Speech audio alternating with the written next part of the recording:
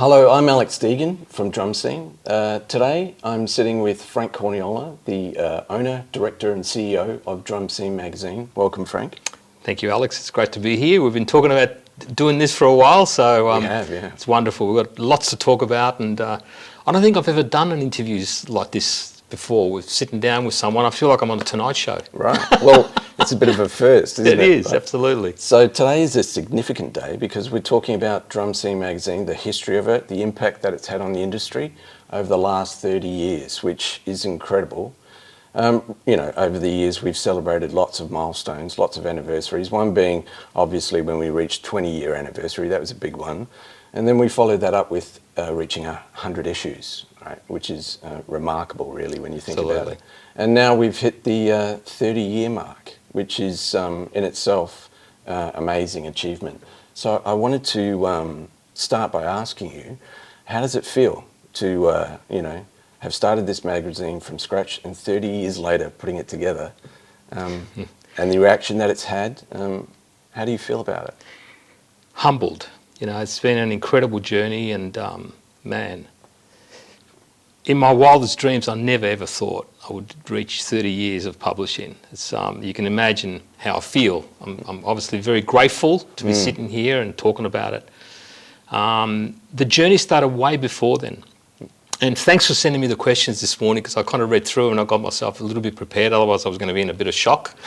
But I really appreciate that. And yeah, look, it's a milestone and it's incredible, and I feel like I've reached many milestones with Drumscenes and everything else that I've kind of obviously done within my organisation. But the publishing for me, I was a young man in my early 20s. I always dreamed of having, a book, maybe not a magazine, but definitely books. I was really into the education, for many years. And so I was very lucky in the late 70s to be sponsored by Zildjian Cymbals, Sonar drums, and Sonar in particular in those days were really great with education. And I was touring around Australia with the John St. Peter's band, yes, right. Which is awesome. It was kind of in the rock scene. We did quite a few records, and we toured, all over Australia, went overseas and everything else. And while I was on the road, Sonar actually approached me and said, "Look, we'd love for you and for you to actually do some drum clinics." And I said, "Absolutely." So I was that was kind of within my education kind of framework that I wanted to kind of head towards. So while we were on the road, I had a wonderful bass player called Steve Morgan, which later toured around the world with Ice House. So Steve and I approached Steve and I said, right, okay, we're going to do these clinics, and I've got a concept, a drum and bass concept. So I want you to be part of these clinics. And so we put together these clinics. We wrote a bunch of stuff, material, 1 bar rhythms, 2 bar summaries, all sorts of stuff. And we toured that for about 5 years. And then the concept of writing a book finally, obviously, it really proved to be hugely successful. And it was a concept I'm not rewriting the drum book, as I say, but it was actually an original concept for the early 80s to mid 80s. You can imagine, right? We're talking about rhythm section drumming. That's right. So that's where rhythm section drumming was born. So again, thanks for sending those questions. I thought I'll just show you. You probably have never seen this, but this was the first book that I actually published. And it was actually for the Sonar drum clinics. Right. And it was a 16-page booklet. Yes, that's a young Frank Corniola there. With the gong behind you. With the gong and everything else. Anyway, so it was amazing. So it was actually, we had drum rhythms and bass parts in there as well. Brilliant. And then one of the tracks which kind of put it all together at the end was titled Fusion Boulevard.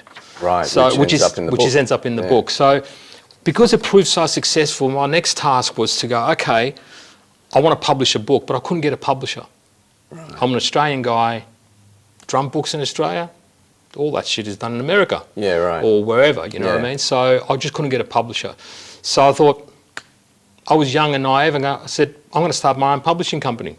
So I did. I called them Musa's Publications, MP, and that was the beginning. So that was the book. Yeah. So the very first book, it looked exactly like that, and this was released in 1985. It's amazing. It's insane because it's got 1 bar rhythms, 2 bar summaries. It's got 10 tracks, play along tracks, and it was pretty ahead of its time when you think that there was very little play-along music in those days. Yeah, yeah. A lot of the books came out late 80s, 90s. True. So it was revolutionary, and thank God I published it, because we've done very well with it. And I'm proud to say that this year I'm feeling old. It's going to reach 40 years of publishing this book. Amazing. And it's still selling just as much or more than ever. Yeah. So that was kind of the beginning. So that book alone, Frank, has had a huge impact on the industry. And thank you. And the thing is with the publishing was that was the beginning. But it led to other great things. I published a lot of other books, you know, for Virgil, Graham Morgan, Darren Ferrugia, a lot of other stuff, and videos and later DVDs and stuff. So it was a start of a new beginning for me. Yeah, this is pre-Drumtek. So Drumscene didn't come on until 95. So when we opened Drumtek in 1992, the publishing thing was still, you know, because I've had experience with that now, and we opened Drumtek in 1992, and I immediately started what I called In the Groove. Right. It was an in-house magazine. I remember seeing 16 pages, and it was amazing. You know, when I look back at that, we promoted our own events and, you know, stuff that was going on locally. And again, this proved really successful as well. Yeah. And I was looking at this last night, and I'm thinking like, wow, we did a lot in those days. I mean, even our school, Drumtek School of Music, I look back and I go, we had 11 teachers here in 1992. Right.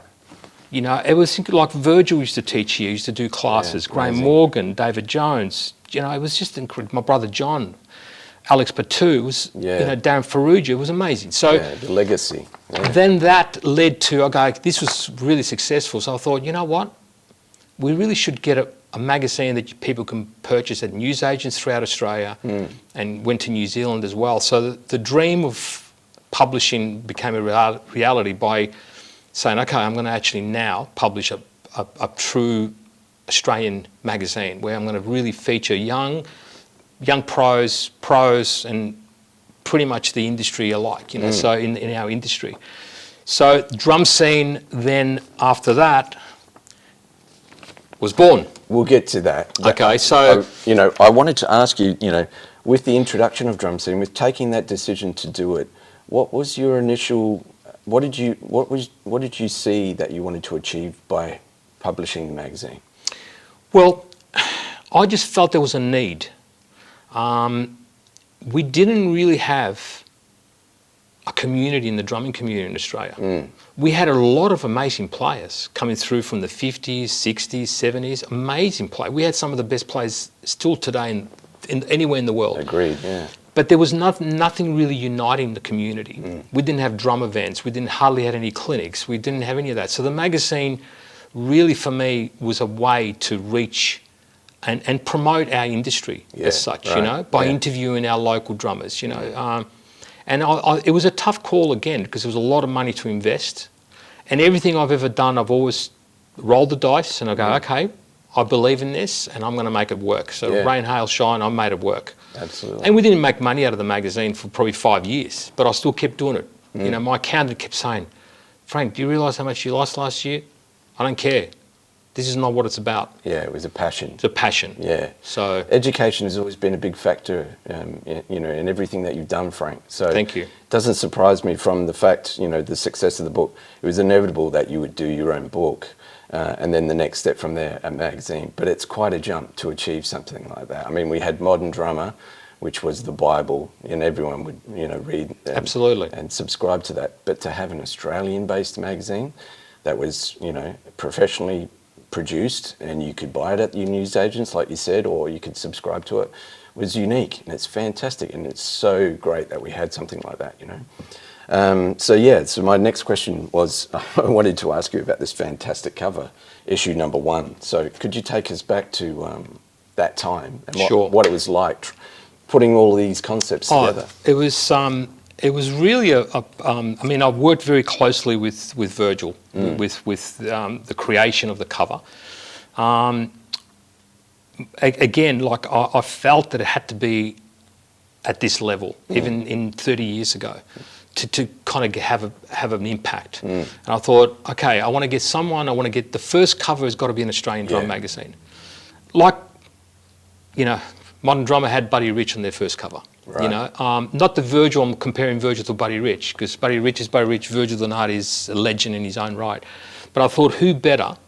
And there was a few beautiful, wonderful Australian drummers that I could have chosen, and they've all been on the cover, all those wonderful drummers. But Yes. Virgil at the time he had a huge impact. Absolutely. You know, throughout Australia and the world. You know, so I thought he was just the guy that I thought, Virg, this is what I'm going to do, and I actually explained the situation to him, and he goes, I'll be honoured to do it. Yeah. So we prepared, obviously did the interview, and during the interview, the title of the interview was Stretching Out.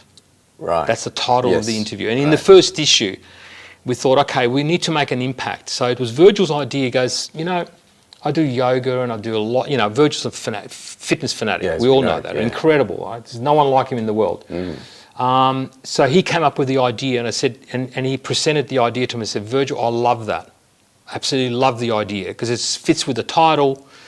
It's an impact. It's something like that's never been done before. Exactly. So I thought, Unique. awesome. So we hired a studio, wonderful photographer, friend of ours, Les Walklin, did the photography, and you know, man, like it was fantastic. So then it took a few months in pre-production, because we did a lot of other great features in the mag as well. Virgil wrote some wonderful educational exercises. So from day one, we had that happening from day one in the magazine.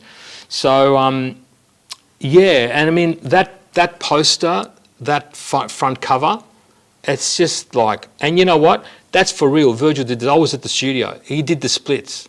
Like, people thought, no, that's Photoshop. There was no Photoshops in those days, guys. It's like, Virgil did that. That's freaky. It doesn't surprise me that he'd want to do something that hadn't been done before. Exactly. You know? So that was kind of what was going on, and it was fitting for the time as well. And just he was at the early beginning of making it worldwide. Yeah. You know, it was a kind of he was, you know, we were all young, and you know, like it was an exciting period. It was an exciting period. So that's the story there.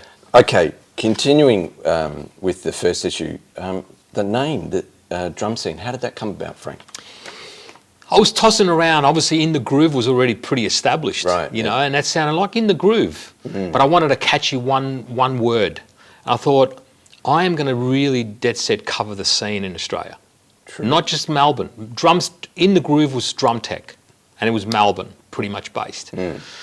And Drumscene just came to me. I thought, drum scene, it's the drum scene. Yep. And lo and behold, it wasn't registered. Grabbed it. It sums it up perfectly. It does it. Really, it does. It's wonderful. Drumscene's always featured national and international drummers. It's been something that you've done right from the outset. What I wanted to bring up is one thing that I've always admired is how you've championed the underdog. So the Australian drummer hasn't had the opportunity to be on a front cover magazine like drum, you know. Magazine. Yes, we've had big successful artists that have reached the front cover of Modern Drummer, but that's been in excess and big bands like that. But to have local artists that are, you know, popular within the Australian scene, that are doing stuff that is memorable, that should be supported, it's unique, you know, to have that chance to be featured in a magazine such as this. And that's something that you've always done. So was that always in the back of your mind to support the up-and-comer? Look, yes. Coming from the education kind of background, I always pretty much valued that part of the world, and this, it's important that we give the next generation a break and some encouragement. So I've always been into that as a teacher.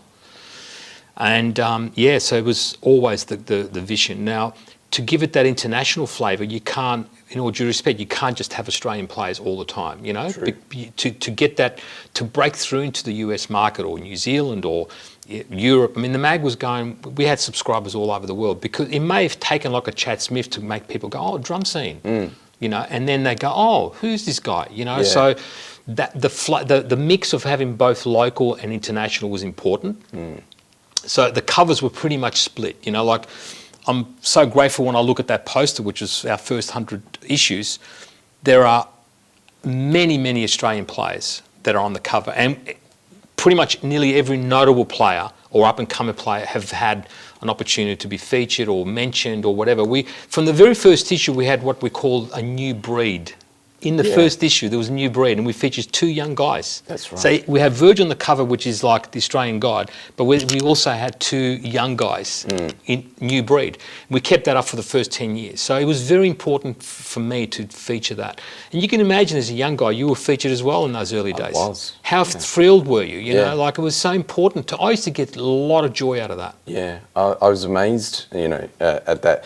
I mean, drum scene also made it, I guess, more national, the other achievements that you'd done in your career as well, Frank, like putting together the Ultimate Drummers Weekend and also putting together the world-class standard up-and-coming drummer competition, which I entered myself. Yes. And it was through this magazine that I read about that. And I saw that opportunity being from South Australia. And it was an opportunity to, you know, thanks to this publication, you know, so it's one aspect of helping the industry, and that's just one aspect, you know, there's many that it certainly has done. So the impact that the magazine has had on a lot of people's careers, like you've made a lot of people's dreams come true. Thank you, Alex. Myself included. Yeah, thank you. So, I'm humbled to hear that, and you know, I'm thrilled, like even to this day, like even as recent as a few months ago, you know, you call, because I always used to have the pleasure of calling the drummers, we're going to feature you, we're going to do a feature, and man, I would often have people literally choking up on the phone. They were so thrilled and honoured. And to me, that means the world to me, because I'm feeling like, you know, we all need a bit of encouragement. We all need to sort of feel that you're making an impact in our industry, and there's just not enough for that. Yeah, absolutely. And that was my vision, because I didn't have any of that when I was growing up. You know, I was from the kind of more the coming through in the late 70s, 80s. There was very little of that sort of encouragement. Yeah. So I wanted to set up a platform to create that. The vision for me was, obviously I had a publishing company and a distribution company, because I used to do my own distributing as well. Drumtek was obviously another vision, and that was a great platform there. And we had a school. So the organisation had publication, shop, pro shop, and I've never been interested in introducing all like general musical instruments or any of that. Not that, all due respect, it's fantastic, but it was always about the drums and percussion. Yeah. And then the school. I mean, we for me, that originally it was actually just Drumtek was going to be a school only, and then I thought everyone was going, hey, you know, you should have a shop as well. Okay, we'll do it. Yeah, had no experience. Why not? But roll the dice again, and here we go. Yep. So, but then obviously the school was very successful pretty much instantly. I was teaching here 5 days a week when we started. You know, we had 2 of my ex-students, Darren Ferrugia and Justin Humphreys. Then eventually my brother John as well. They were all ex-students of mine that were teaching here. Before you knew it, we'd grown to 11 teachers in the first 12 months, which is amazing. But I didn't have, the magazine was another platform for me to actually deliver. Like you said, you heard about it in Adelaide. Yeah. The magazine was for a platform to deliver all that greatness to the rest of Australia. Yeah, absolutely. And that's where the dream for me became a reality. I needed a publication like a magazine. So I went to when I printed that when that was first released, I went to Gordon and Gotch, which was the #1 distributor in Australia. Right. And I said, this is my plan. I had a meeting with the sales manager. This is the plan. This is the magazine. They flipped. They go, man, this is awesome. This is fantastic. We'll take it on. And to this day, it's the same company that distributed the magazine for 30 years. You know, they've changed names. They're called Air now instead of Gordon and Gotch. But that's testament to the magazine. Yeah, absolutely. You know, and they distributed that to about 2,000 newsagents around Australia. Fantastic. So it was amazing, you know. So that's kind of where the message had to get out to reach further, and the magazine took it there. Because I had all these visions. I already had started the drum festival, you know, AUDW, and I had nowhere really to advertise it nationally. Right. So I created my own platform. Once again, you weren't going to be limited by what you were faced with. You know, if you couldn't publish your drumming book, you open up your own publishing company. So if you're going to advertise the many events that you were, you know, instigated and put together, you decided, okay, I'm going to put a drum scene. I'm going to put a magazine together and call it Drumscene, right? So, and it didn't stop there. You had a record company as well. Vorticity. That could be another interview. Vorticity Music. Yeah, well, that was another way of reaching, reaching obviously further and obviously helping out, incredible musicians that we had. And we recorded the first OTV album on The Verge under Vorticity, and that was the creation. And Stretch. Now, actually, I should say that. Yeah, so that the magazine was launched in April '95. So I thought, okay, we had distribution, and then I planned to launch the magazine was actually. We launched it through Gordon and Gotch on the 1st of April '95. Right. But we also had a drum clinic to launch it publicly at the Darabin Arts Centre with Virgil. So we did an event. Brilliant. And Virgil, and I approached Virgil, said, look, with the first mag, I'd love to actually have a sound supplement to give away with the magazine. I'll pay you whatever we need to do, 3-4 tracks. He loved the idea. Anyway, short story, we recorded the album. We had a studio at Drumtek. We recorded that here. And it was so amazing that it ended up being his first solo record. That's how that idea came about. Right. So and it was called Stretch because it was tying in with the magazine, the split, stretching out, Stretch. That was the first solo. So it was inspired from the drum magazine. It was drum magazine. And then that CD had a huge impact. It had a huge impact worldwide. Yeah. And we actually gave away, instead of giving away with every issue, we printed a thing of 5,000 issues to start with. We only gave away, because it was a full-blind CD, and it cost, obviously, there was a cost associated. We didn't have the budget to give it away to 5,000 people, you can imagine, right? Yeah. So I think we gave away the first 200 to the first 200 subscribers. Oh, right. Instead of being a sound supplement, it was just packaged in the magazine. We actually did that as a subscription, which got 200 subscriptions like that. Brilliant. It was amazing, so from all over Australia. And that was another first. And then the Virgil and I, we basically, the CD was in CD stores and sold as a CD. Mm. And that led to a clinic tours and workshops and various things that we'll talk about. So while we're talking about that, let's grab a couple of issues that mean something to you, Frank, that you'd like to talk about, and focus in on what it was like that period with each of those magazines. Look, we haven't got enough time to do, because I've got to say that there's a story behind every issue. Absolutely. My wife Rosanna always used to say it was like giving birth every time we used to publish a magazine, because it was a huge effort. You can imagine, it was all it was all made in-house. Yeah. We had obviously wonderful team designers and distributors and writers, and obviously yourself as well. So thank you for your great work over the years, because you've been writing for the magazine for 20-odd years. It's been a pleasure. I started from doing CD reviews. That's right. And product reviews, and worked my way up. You did. So, I mean, I wasn't there for the first one. No. But I was so glad to be involved.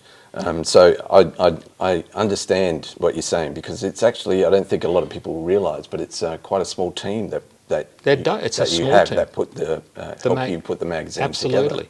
And I'm really grateful for all everyone's work.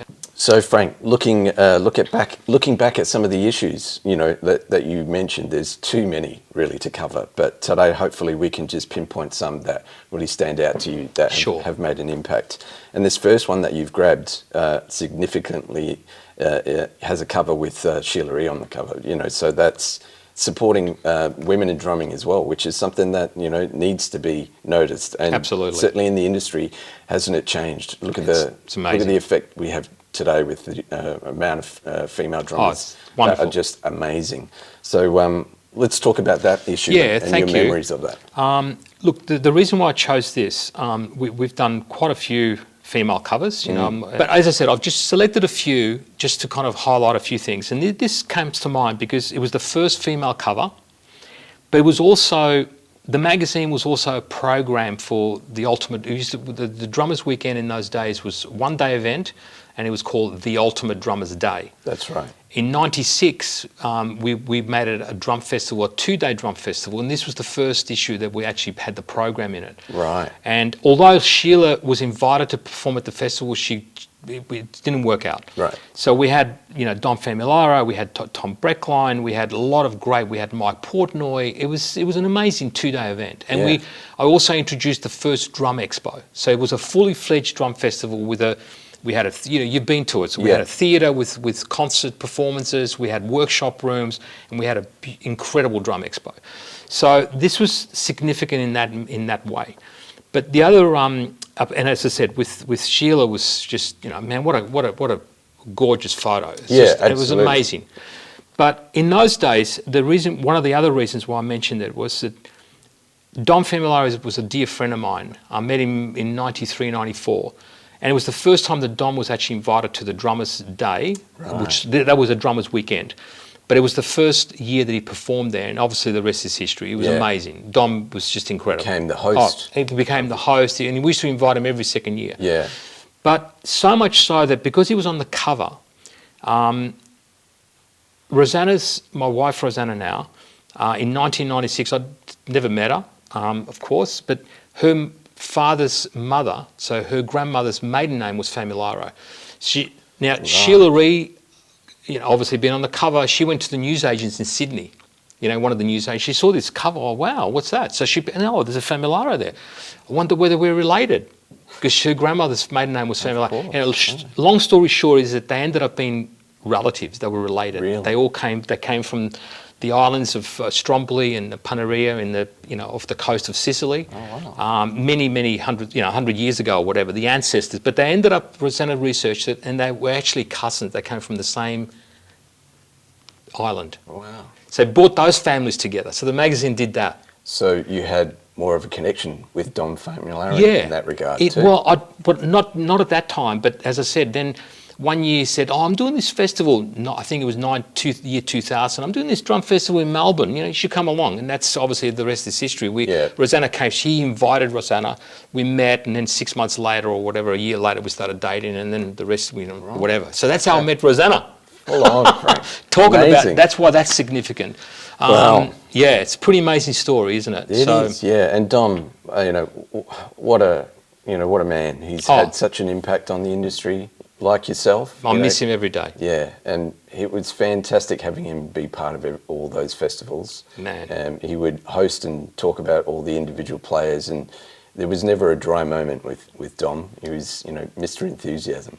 Absolutely. Huge part of the event, history. It was just like the concert performance and the workshops he would do was only a small part of his presence at the festival. He would be out there talking to people, the impact, inspiring everyone, the kids, everyone. Like, Absolutely. It was amazing. It was, loved him. You two had that in common. Yeah, thank you. So, okay, let's look at the next one. We've got Vinnie Colaiuta on the front cover. What do you remember about this one? Well, look, Vinnie and I go back into the early 80s. I met him when I went to a NAMM show, and he was performing with Jeff Berlin Group. Right. And the NAMM show was in Atlanta. And that was the year that I met Vinnie. I never heard him play, because in those days we didn't have videos or didn't have any YouTubes and whatever. When I saw Vinnie play, he was playing with Jeff Berlin, it just blew my mind. It was just mind-blowing. I thought, I knew of him because he'd played with Frank Zappa and all the rest of it. Anyway, I introduced myself. He was very gracious. Right. And he was a wonderful man even then. I mean, he was very young. I think he was 25 or whatever, wow. 22, like it was a long time ago. So we fast-tracked that a little. Mm-hmm. I always, since then, I always wanted to have Vinnie over in Australia to perform, whether it was clinics or Drummers Festival or whatever. The reason why this is significant is it was our 25th issue, so we reached 25 issues. Right? And I approached Vinnie to actually do a tour. Now, he's not totally into drum clinic tours and stuff like that. He doesn't do that sort of stuff, which is a shame, but at the same time, I respect that. He's all about the music, and he always has been. So I approached him to do a tour, and he was playing at the time with Bill Evans, sax player. Right. Short story is that I managed to organise a 2-week tour with Vinnie and Bill Evans, an all-star band. So we did the tour, and he was on the front cover of the magazine while we were doing the tour around Australia. We did 12 shows around Australia. Was that the first tour of its kind like that, Frank? First tour of its kind. Right. He had been to Australia, I think, with Joni Mitchell in the 70s sometime. Okay. But he'd never done a tour like a jazz fusion tour. Right. It was incredible. Yeah. It was amazing. Anyone out there that was at those shows would just tell you, it was mind-blowing. I remember the shows that we did in Melbourne. Yeah. At Continental. Continental, which is long gone now. Yeah. It sat, we could get a squeezed 350, 400 people. We did 4 shows there. They all sold out. From memory, wasn't it Vinnie's birthday? It was Vinnie's birthday. Yeah. So we actually presented a cake on stage for him, and it was like, he was so humbled about it. And that was amazing being able to watch him perform 2 nights in a row. It's Incredible. Incredible. It was a kind of up close event, and but yeah, so that's kind of why that's significant. Brilliant. This next one, Cindy Blackman on the cover. It was again another milestone because it was the first time that we actually featured. We printed a whole magazine featuring female drummers. Right. So the whole issue, Vera Figueiredo, there was man, it was amazing. Like Terry Lynn Carrington. It was amazing. Like we really just honed in and we did a whole magazine featuring the great female drummers. So which is brilliant, because I'm not sure there was many magazines that would do the same thing or had done the same thing, And a lot of the best Australian female drummers as well. Not that you want to separate, we're all drummers. No. But it wasn't to separate, but it was just kind of to give them that credibility. Yeah, absolutely. Because look, it's a real male-dominated industry, the drumming industry. It has been, yeah. It has been for a long time, and I wanted to kind of share that, and we dedicated a whole issue. Yeah. So that was significant. Brilliant. Issue 39 with the Steve wonderful Fretch's, late, that to me was, I loved Cole Chisel, and he's an amazing songwriter, as we all know. Very underrated drummer. Unbelievable player and very underrated, but he's also an incredible. He wrote a lot of those hits in Cole Chisel. Yeah. So it was an honour to have, and I had the pleasure of getting to know him, and he's a wonderful person, incredible song, everything about him. So it gave me a lot of thrill to actually approach him to do a cover. Yeah. And he was one of the all-time Australian legends that we had the pleasure of interviewing. There was a lot of other great interviews in that feature, but it was also the last issue before we actually went to issue 40, which is our 10th anniversary. Right. And so issue 40 was we changed up the logo a little bit, as you can see. That's right. And, okay. And the binder. And the bind. So that was saddle stitch. This is actual burst bind. This was an upmarket, more expensive and everything else to produce. So I thought 10th anniversary, let's revisit Virgil, what he's up to. So we did a great feature with Virgil. And did that also include? Yeah, and for the first time, this time, instead of having a CD, my friends at Hudson Music, Rob Wallace and his team actually provided a DVD sampler. There's about 2.5 hours of drumming footage from all these wonderful drummers from all over the world. And we actually packaged that together. So that actually was part of the 10th anniversary. Brilliant. And a special thanks to Rob Wallace for obviously being so kind to donate that. Yeah. And, they've been a big part of the magazine as well as contributors. So that was that issue. It was another incredible issue. Yeah, that was a big anniversary. Well, to reach 10 years was a milestone. Yeah, even though it doesn't sound like a lot, but man, 10 years in publishing is a long time. And not reducing, but actually growing. Growing. Like the magazine, the pages increased. Yes. So it was doing great guns. Thank All right, you. what are we looking at with the next one? Well, I chose this one, Phil Rudd, because, and this was issue 59. What can I say? AC/DC. Probably the greatest export band out of Australia of all time. You can't have a drumming magazine and not have Phil Rudd. Incredible. Yeah. Absolutely amazing. And I got to know Phil many years ago in Melbourne.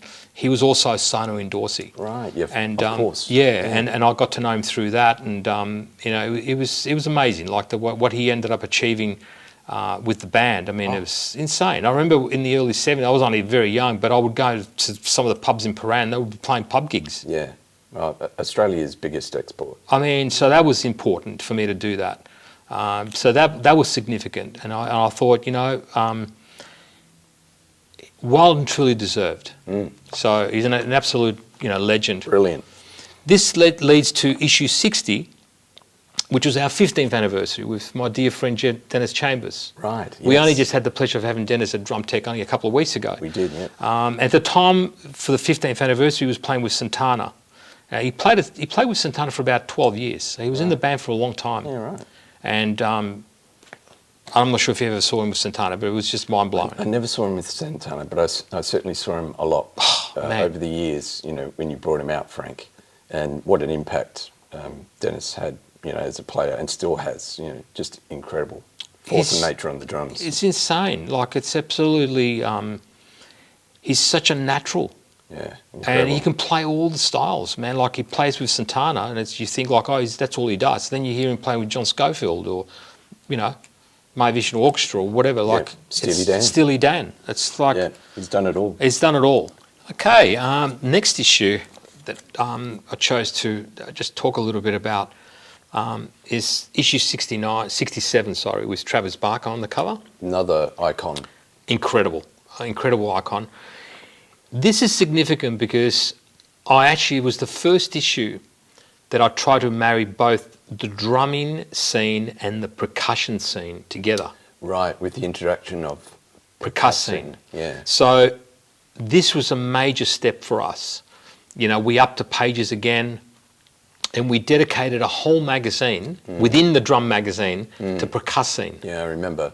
And so that was really a turning point for us. Pretty unique, really. Very unique, and that was the first cover that we did with percussing. It's literally 40 pages of percussing, and we had incredible players and percussionists like Jim Bailey, Graham Leake. We had Speak Percussion, which is a wonderful ensemble in Australia. Javier Fredes, and it was a dedicated magazine to the percussion world, and that was another huge move for me because again the percussion world in Australia wasn't really covered.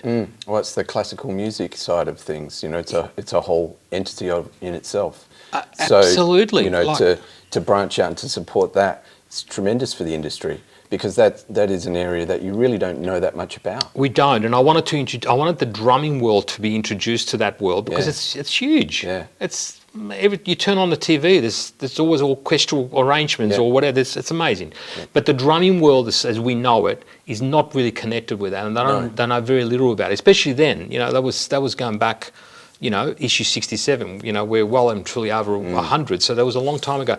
So that went on for about nearly 12 years, 13 years we did that. So we're talking 2012. Yeah.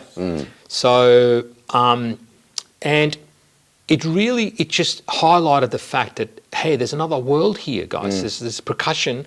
Percussion, to me, the way I can describe it is it's like you get a massive tree with all the branches. Yeah. That's how big percussion is, because all the ethnic percussion, all the Latin percussion, all the orchestral percussion, where drumming as such, there's only maybe 10 branches or 20 branches. With percussion, it's like seriously a massive tree. True.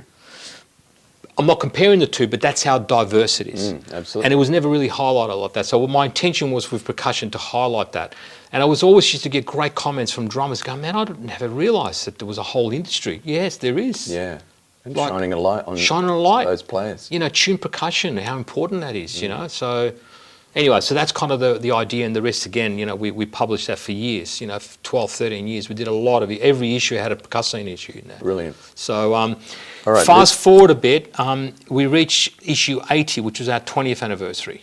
Right, there we go. And that was a significant time for me because I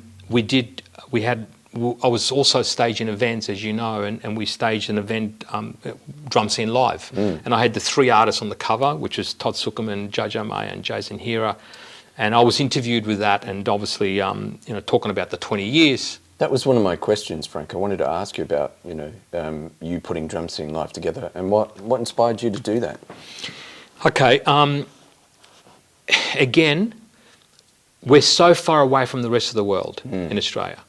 And a lot of the international artists that I wanted to actually, that I invited to perform at the Ultimate Drummers Weekend, many of them were a little bit reluctant to come out for just one clinic or 2 clinics or one performance. And fair enough. Yeah. So, and I was successful for a lot of years in doing so. And I was finding myself doing other work with them, and I would separate them. I would have Tommy Ogo going here, Jojo May go there, Virgil here, and it's like it was a lot to handle. Right. And in 2006, I came up with this idea to actually put on 3 internationals on the road together. Yeah, right. And we would do 5 shows with 3 internationals throughout Australia. So Australia got a bit of a taste of what was going on at Drummers Weekend. Like a mini festival. It was a mini festival. We would do it right around Australia in all the major cities. And in those days, we used to go to Perth all the time. So we That's did, right. you know, so it was amazing. So if Perth got, you know, because they're a long way away, not many would have the budget to fly to Melbourne to come and see. So that was their mini, you know, we would do. But that was where the idea was obviously created. And I put that on the road. It was a shitload of work though, man. Yeah, absolutely. Man, you can imagine putting on 5 mini drummers days around the country every day. Wow. Right? Which meant you had to organise 3 lots of gear. All the artists got exactly what they wanted, so you had to multiply all that 5 times, 6 times actually, because we had to do it at Drummers Weekend. Then we would rock up in Melbourne on the Friday, ready to do sound check in the afternoon, and then hit the weekend. It's like, it was amazing. Yeah. Like, I'll think back sometimes and I go, wow, we did that for 10 years. Wow. That's 10 amazing. years, 10 events. We even went to Hobart. Yeah, right. Incredible. So that's where the idea for that, and it was very successful. And that's another testament to, you know, the evolution of Drumscene magazine, branching out into presenting a live event like that. Incredible. Thank you, Alex. All right, so what are we looking at now? Just quickly, Steve Gadd. I mean, the master. say no more. Yeah. I had the good fortune of meeting Steve in the early 80s in New York. And of course, like every one of us have all, from that era, from the last probably 40 years, 50 years, we've all been influenced by Steve Gadd. All of us. Right? Yeah. For me, you can imagine. Okay, so I grew up with, you know, listening to all those early Chick Corea albums and, Definitely. you know, all that stuff that Steve you know, was an absolute legend with Paul Simon and, you know, Eric Clapton and everyone else and a million of other. Steve was probably the most recorded drummer on the planet. Definitely. And seriously, when I started the Drummers Weekend, there wasn't a year that I actually would approach Steve to come out. And he was always very gracious. As you know, you've met him. Wonderful, most amazing, humble human being you'll ever meet. Yeah. And he would always graciously say, thank you so much, but I'm touring with Paul Simon or, you know, whatever. And he was always committed and he would never commit to it. Fast forward 20 odd years, his management called me and go, look, we're going to be in Japan touring the Steve Gadd band. What are your thoughts of bringing out the band in Australia? I thought, my jaws hit the floor to start with that I was approached.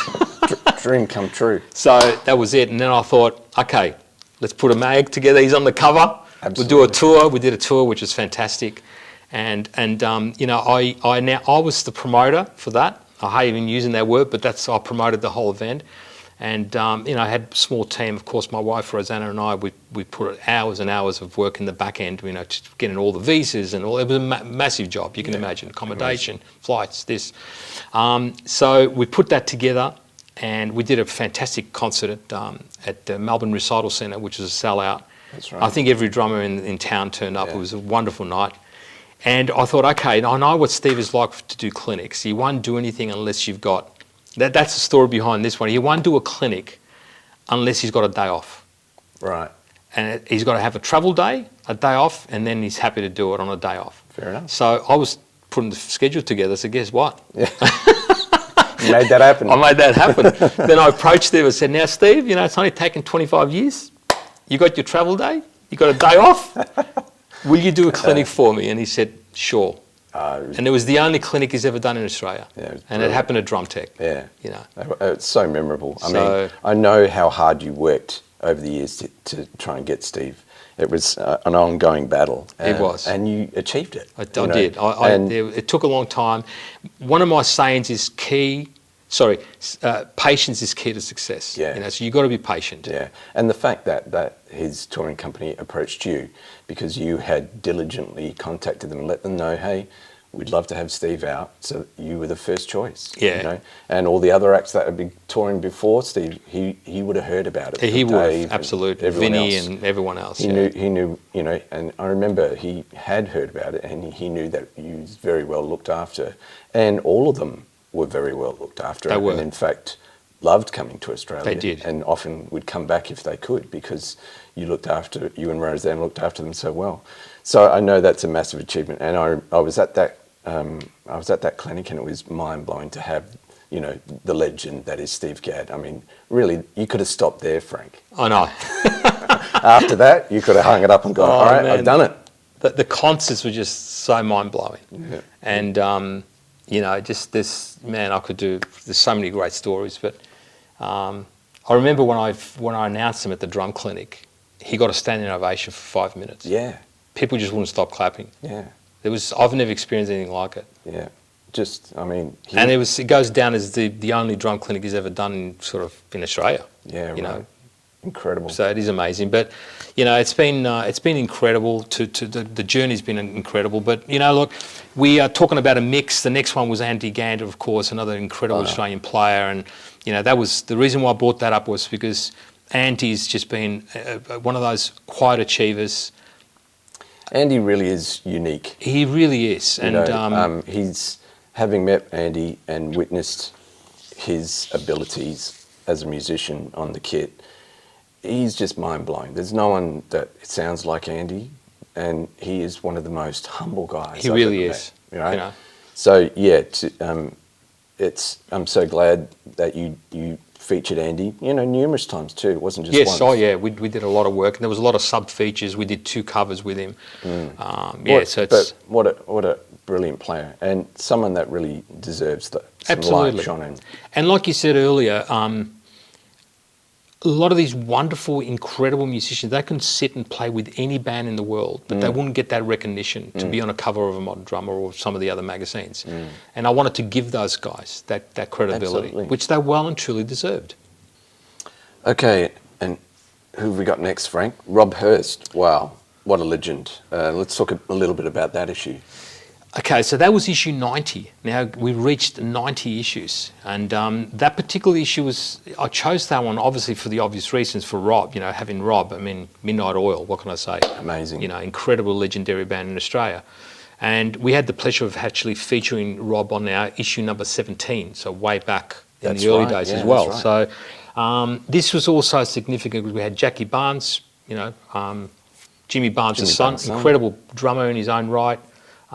Great feature with him there. I think it's about a 7 or 8 page feature.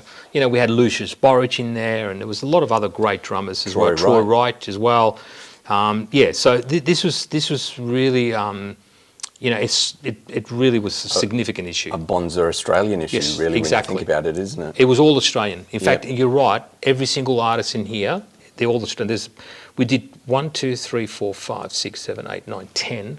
11, 12, 13 Australian artists featured. Yeah, so there you go. That's the Australian issue. There's no... Usually, you know, a lot of them we would have international names included, wasn't it? So, another milestone having that. Okay, that leads us into... The rest are all Australian covers, and I wanted to highlight those. I mean, Andy Fissenden. Andy Fissenden. An incredible player again. They all are. You know, Andy obviously... is playing with Guy Sebastian. But I first met Andy when he came over from Perth to play at the Drummers Week. He entered the competition. That's right. The intermediate competition, he was 14 and he took that out. He took out first prize. Yeah, that's right. So we first met then, and he would come back every year after that because he was so blown away with the festival. I remember witnessing Andy play at the festival. You had him as one of the performers. One of the things that the festival always highlighted was the companies had their own chance to put on individual performances, and Andy was one of them. And I remember seeing that and being blown away. He was so young. He was so young. It was, as I said, he was 14, and he came back every year and played. And so we honoured him on a cover. We did some features. We recorded the festival, and he was on. I think it was the 13th anniversary drum festival as well, which his performance at the festival was amazing. And you know, obviously to feature him on the cover was an honour for us as well. And I know he was very humble about it. And we did some clinics with him as well. And I should say that all the magazines used to come in with a cover as well. You know, we used to come with a poster. Yeah, so, that's right. Yeah, poster. So yeah, it was another I guess exclusive as well, because you know we will publish a poster with the mag. Yeah, and many I've seen them up in many teaching rooms and rehearsal rooms around Australia. Okay. So this next issue, we've got David Jones on the front cover, the legend himself, and Dave's been on the magazine before. What issue was that, Frank? Issue number 5. Issue number 5. So way back in the early days. Oh, wow. I think it was in just the start of 94. No, sorry, start of 95. No, what am I talking about? Started in 96 because Mag was published in 95. Right. So first published there. But yeah, this was significant again to revisit Dave's life because his journey's been incredible, as you know. He's an incredible legend. What a wonderful player and a human being, and he's been a dear friend of mine for years. And I've had the pleasure of being on the road with him. I organised many clinic tours with him. So this was a great issue, and we also had Virgil in this one as well. We revisited some of the stuff, some of the the new bands, Icefish and a few other bands he was playing with and touring with. So we revisited that, did a great feature with Virgil. And we also had my wonderful brother John Corniola in this issue. We did about a 10-page feature on him as well. It was really incredible.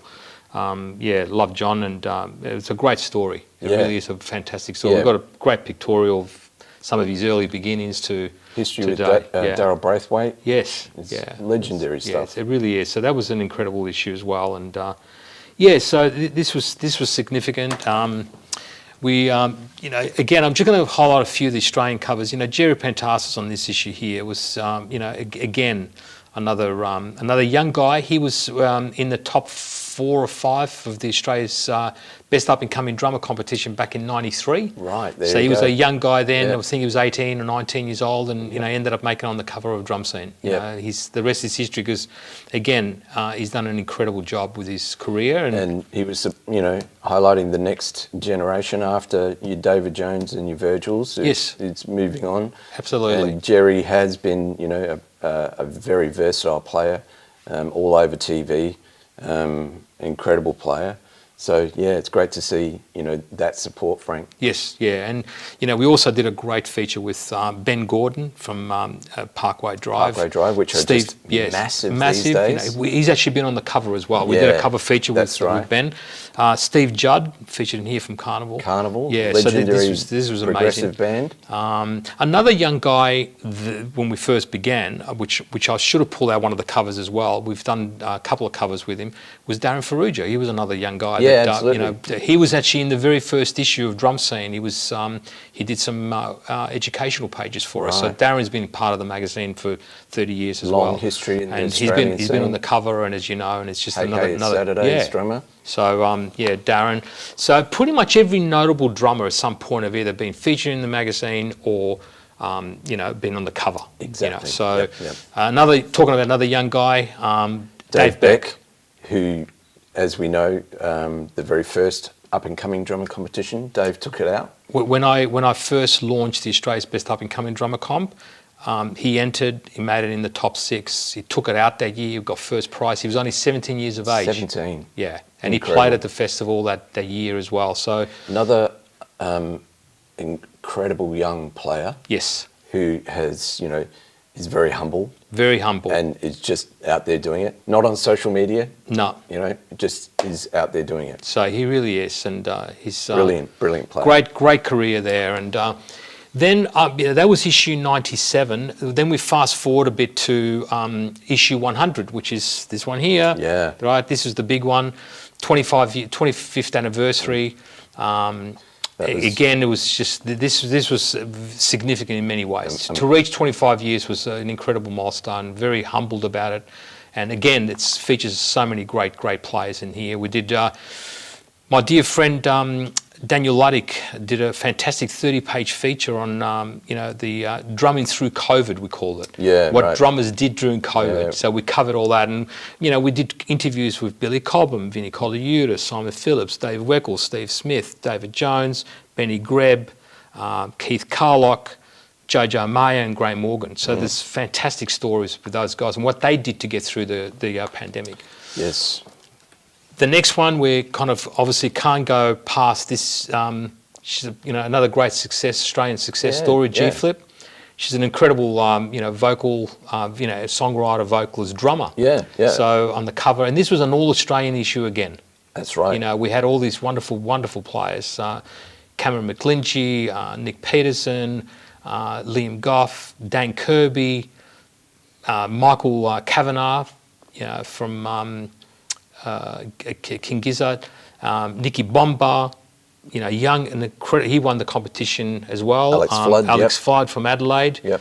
And once again, it's supporting a lot of the younger up and coming players that are having bigger success, And also some of those generations of like Jerry's generation as well. Players absolutely. Like Cameron. We can't go past the legend of all legends, Graham Morgan. So Graham graced the cover twice, issue 35 and issue 102. This issue here, we also featured a 30-page feature on the Australian legends. So this was a whole issue dedicated to Australian legends, and who better to put on the cover as the biggest legend himself. But we did a great feature with Gil Matthews. We also featured Ron Sandilands in this, Alan Turnbull, Steve Prestridge, Virgil Donati, Mark Kennedy, great feature with Mark Kennedy. And yeah, the list just goes on. You know, we had John Morrison. It was, you know, another incredible issue, and it's a must-have, really. If you wanted to get into the history of Australian drumming, it was right there. Another great young Australian drummer. Again, I met Johnny when he was about Johnny Salerno on the cover. I met Johnny when he was 12 years old, I think. Wow. And we've had a long history together as well. And again, you know, I was thrilled to kind of obviously have him there. Another wonderful Legends, part of the Legends features is Mark Meyer. That's right. As well. Yeah. You know, let's touch on that a little bit. You decided that you wanted to support the older legendary players, right? And shine the light on the industry, where it started, in the golden era of music, where Graham, you know, really was the shining light in those days. So that's another area that I think has been fantastic about the magazine, is that not only does it support people that are successful in the industry and currently and are doing big things, as well as up-and-comers, but it also harks back to the legendary players, which are often forgotten about. They do. They are where those guys really laid it all out for us, and you know, were industry monsters. You know, having played on all those massive hits throughout the 70s, 80s, and so on. So yeah, that's a great record of drumming history in Australia. We did that from get-go. We always featured some of the legends, and I won't mention them all, but there's been. I'm hoping that we haven't missed anyone, but we've covered a lot. We've covered, and, that was definitely great. all the ones I can think of that have been a huge impact in the industry. Okay, now we move on to one of the more recent covers, Pete Drummond. Yes, this was the 29th anniversary issue, special edition, and again we featured quite a lot of Australian drummers in here, but you know, Pete Drummond. I mean, what can I say? For those of you who haven't checked out Pete, check him out. He's currently on the road with Southern Sons, but he's also got a lot of other projects as well. He was drumming for Dragon for many years. That's right. And he's got a great new band with Phil Tusio called the Outernet. Yeah, the Outernet, which it's an insane band. Amazing. And Phil's songwriting just shines as always. Phil Tusio, from History with Virgil. With Virgil, you know, he was the young guy with Virgil when OTV first started. I think Phil would have been 18 or 19, and now he's kind of, you know, obviously got this outfit going, and they're just, for anyone that hasn't heard it, just go on YouTube and check out the Outernet. Absolutely world standard player. And Pete is just incredible. Their new album will be out shortly. You know, it's pretty much finished, and again, it's going to be another standard. I think people are going to look at this album in years to come, like they do with OTV and all the work that Phil has done. Yeah. They're going to look back and go, wow, look at this. And Pete is just a monster. Incredible player. And not only just a monster on drums, he's an incredible vocalist. He plays guitar, keyboards. It's like, come on. He does, doesn't he? It's incredible. He's a unique individual. Okay, that brings us to our last issue, 108. Issue 108. With the legend Dave Weckl on the front cover. This really harps back to the beginning, Frank. I mean, we've talked about, you know, a huge aspect of what we're talking about today is education. Something that you've always been, you know, everything that you've done has revolved around education in some form, right? Whether it's bringing out players and showing them who this guy is and the history behind that. Young players, whether it's the rhythm section drumming, and it harps back to the beginning. So Dave Weckl, I believe, first came over and you hosted a clinic you hosted a clinic with him at your house. Can you tell us a little bit about that? Yeah, look, that was that was certainly an era of, like, you know, dreams come true in a way, because we were only hear about these guys. There was no videos, or there were videos in '89. but very few. You know, Dave hadn't recorded any live footage or anything like that in those days. So, of course, I've heard of his incredible playing with Chick Corea and the Electric Band, and you know, he did Paul Simon stuff, and he's done a lot of sessions, but mainly with Chick Corea. That was how I knew. And anyway, he was doing a natural clinic tour. Right. In those days, he played Zildjian cymbals, and Zildjian were doing a clinic tour, which was very rare for the late 80s. Yeah, right. And the artist relations guy was a dear friend of mine, Ian Croft. Okay. And I approached Ian and I said, look, I'd love to do something with Dave, you know, and I knew of him. He didn't know me, but I guess he did get to know a little bit about me through Ian, which I obviously very, very much appreciated. And Dave graciously accepted to do this small masterclass in my house in Warrandyte, in my studio. Unheard of, really. It is unheard of. So it was the beginning of a lot of stuff a lot of work that we did together. A long, you know, relationship. Huge relationship. We hit it off. You know, we had lunch first, and then we had guests. You know, we squeezed about 40 people in my studio, and Jerry was there, for example. Darren was there. You know, you can imagine these young cats, you know, coming to see Dave in a small, up close environment. Amazing. So. And that was great. We hit it off, of course, and we've been friends ever since. And I've had the pleasure of bringing him out. He's played at the Drummers Weekends. He's done clinics in his room, and we've done drum intensives. You know, 2-day intensives, 1-day intensive. We've done band tours with the Dave Weckl Band, the Mike Stern Band. So many things. So many things. And ironically, to end on, and didn't plan this, but it just happened that this issue will end up officially being the last issue in print. Wow. So, you know, he was the first international drummer to actually do a clinic for me, you know, and obviously, we're just talking about clinic, we just did an East Coast tour just last September. Right, and that was a huge success, sold out everywhere.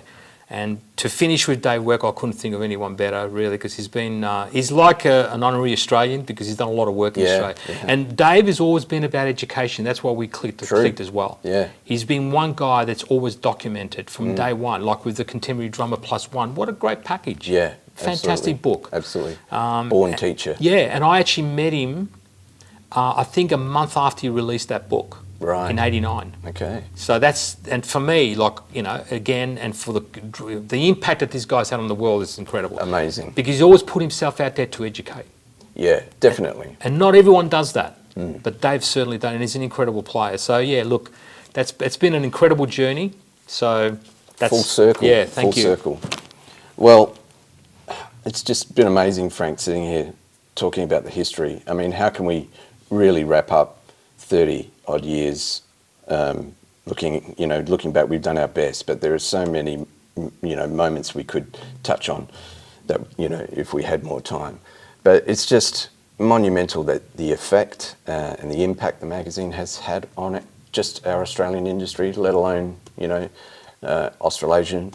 So I think you should be congratulated in that. Thank you. You know, it's something that the history will look back. I believe the magazine will be available in the Historical Museum, is that right? Yeah, it's in the Australian National Library, and it's going to be archived in the archives there. Which it's in Canberra. So that's like an ongoing history of Australian players that people, you know, years from now will be able to go and investigate and read about all those different players and the impact they've had. I was so honoured and proud of that moment when they approached me and they found out about Drumscene about 20 years ago, and they said, look, you know, we would love to archive your publication. Can you send us the copies? And I did, of course, and they've been getting every issue ever since. And when I went to Rosanna and my family, we went to Canberra just recently. We actually wanted to have the pleasure of going there and checking it out, you know. So we went there just as a punter, just walked in. I just want to check out some issues of Drumscene, and they go on their computer. It's in the archive, so even if it doesn't matter if there's a bomb, you know, atomic bomb, it will just be, it's archived. Wow. It's like it's not. You can't just go on the shelf and pick it up. You actually got to. They go in on file and they bring it up to you. Right. It's actually archived. You Incredible. know, and all important documents are archived in there. Wow. It's like the Constitution, I mean, of Australia. I'm not saying the magazine, but that's basically what the National Library in Canberra is. So for me, it was an honour, because I'm thinking like, well, in 20 years' time or 50 years' time, 100 years' time, someone wants to do a PhD on Australian music and drumming, they've got some time for them. And Drumscene has actually documented that time. Yeah.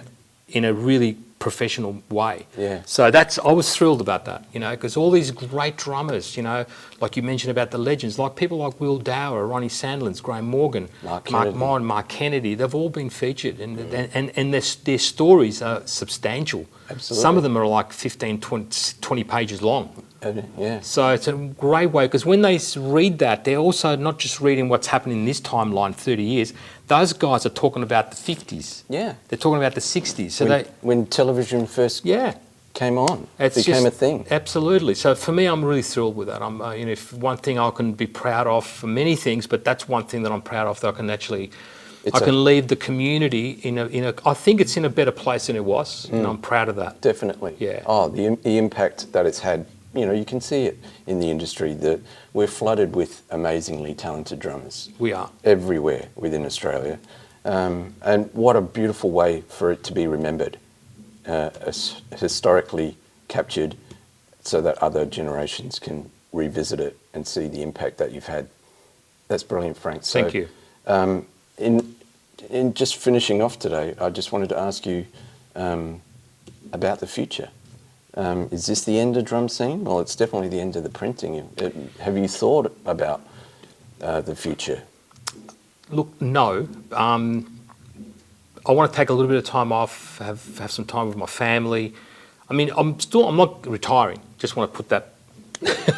But you know, obviously, Drumtek is still running full steam ahead and everything else, and I'll still be doing events at Drumtek, clinics and all that. But with the magazine, the print is definitely over, because it's you know, 30 years is a long time, and I feel that it's a good time it's a good ending, you know. But maybe there might be some. The mag is also going to be available, because we've got all the issues still available, so it'll still be in circulation for a long time. But you know, maybe an interview or podcasts, or maybe we might do more podcast kind of interviews, you know, on our YouTube channel. So. Yeah, I mean, it's the print is definitely going to cease, and it's done, but I don't know what the future holds, you know. But it'd be nice to kind of have, you know, a big part of my life, because it takes a lot of work to put this together. Absolutely. To free up a little bit of time to spend more time with my family and do a bit of traveling. I haven't travelled for years.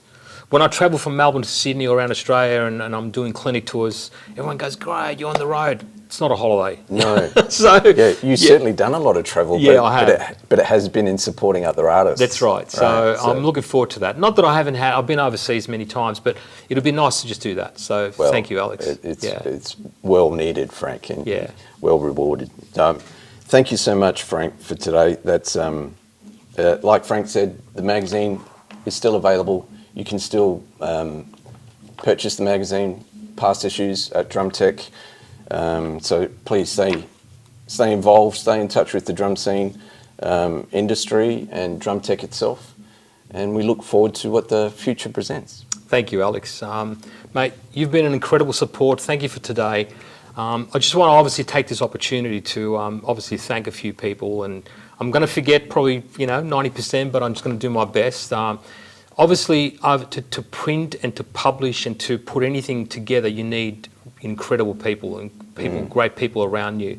You know, from graphic designers to printers to contributors, and a lot of the writers over the years have been incredibly supportive. You know, obviously you've been one of them, Alex. You've been writing for the mag for about 20 years. We love your interviews. You've done so many of those covers. In fact, you ended up being officially the guy that's done the last cover. Yeah. So you've done the Dave Weckl one. So many of these covers do. Thank you for your great work and contribution. You know, your brother Ray Deegan as well. He was an incredible part of it for a long time. Yeah. And so I thank Ray. You know, people like Daniel Luddick. My first colleague Simon Higgins. He was there at the very, very beginning. That's right. People like Paul Macott. A lot of contributors as well along the way that have really helped to shape what the magazine is today. So many of them. There's been so many of them. I can't think of them all, but even people like Graham Morgan contributed, Brian Chimbinski contributed. Yeah. There was just people like Dave Goodman from Sydney was a contributor, and Will Dower. Some of the work that Will's done. He's an incredible legendary drummer, as I mentioned him before.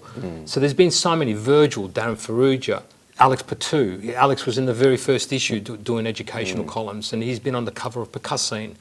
So thank you to all those guys that have contributed and put a lot of work into it. They were all passionate. I was the driver of the vision, but I needed those beautiful people and their wonderful work as well to contribute. Absolutely. And that's all documented. And of course, you know, how can I go past not thanking, you know, obviously my wife Rosanna. She's been incredibly supportive, you know, all the way. So she's been not just supportive, but put a lot of work into it, you know, as well. Hours and hours of work.